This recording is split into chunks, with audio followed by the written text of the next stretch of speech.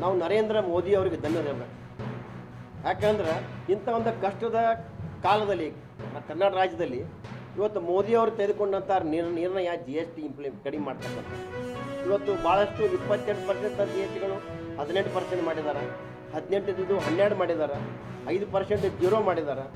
ಮತ್ತು ಇನ್ಶೂರೆನ್ಸ್ ಕೂಡ 17% GST ಇತ್ತು, ಅದನ್ನು 0 ಮಾಡಿದ್ದಾರೆ. ಇವತ್ತು ಈ ಭಾರತೀಯ ಜನತಾ ಪಕ್ಷ ಬಡವರ ಪರ ಅನ್ನಕ್ಕೆ ಒಂದು ಸಣ್ಣ ಎಕ್ಸಾಂಪಲ್ ಕೂಡ ತಾವು ನೋಡಿದ್ರಿ. ಇವತ್ತು 10 ಲಕ್ಷಕ್ಕಿಂತ ಕಡಿಮೆ ಇರ್ತಕ್ಕಂಥ ಏನು ಫೋನ್ ಖರೀದಿ ಮಾಡಿದರೆ ಅದಕ್ಕೂ GST ಕಡಿಮೆ ಮಾಡುವ ಮೂಲಕ ಇವತ್ತು ಸಾಕಷ್ಟು ಹಾಲು, ಬೆಣ್ಣೆ, ತುಪ್ಪ, ದಿನಬಳಕೆ ವಸ್ತುಗಳು ಕೂಡ GST ಕಡಿಮೆ ಮಾಡುವ ಮೂಲಕ ಒಟ್ಟಾಗಿ ಇವತ್ತು ಇದು ಬಡವರ ಪರ ಸರ್ಕಾರ ಅಂತಕ್ಕಂಥದ್ದು. ಆಗಸ್ಟ್ 15 ಅವತ್ತೇನು ಮೋದಿಜಿಯವರು ಕೆಂಪುಕೋಟೆಯಲ್ಲಿ ಭಾಷಣ ಮಾಡಿದ್ರು, ದೀಪಾವಳಿಗೆ ನಾವು ಗಿಫ್ಟ್ ಕೊಡ್ತೀನಿ ಅಂತ ಹೇಳ್ತೀನಿ. ಸೆಪ್ಟೆಂಬರ್ 22ಕ್ಕೆ ಅದನ್ನು ಇಂಪ್ಲಿಮೆಂಟ್ ಮಾಡಿದ್ರು. ಇವತ್ತು GST ಕಡಿಮೆ ಮಾಡುವ ಮೂಲಕ ಇವತ್ತು ನಾವು ಇವತ್ತಿನ ಕಷ್ಟದ ಕಾಲದಲ್ಲಿ ನಮಗೆ ರಾಜ್ಯಕ್ಕೆ GST ಭಾಳಷ್ಟು ಹೆಲ್ಪ್ ಆಗಿದೆ ಅಂತಕ್ಕಂಥದ್ದನ್ನು ಹೇಳೋಕ್ಕೆ ಇಚ್ಛೆ ಪಡುತ್ತಾ ಈ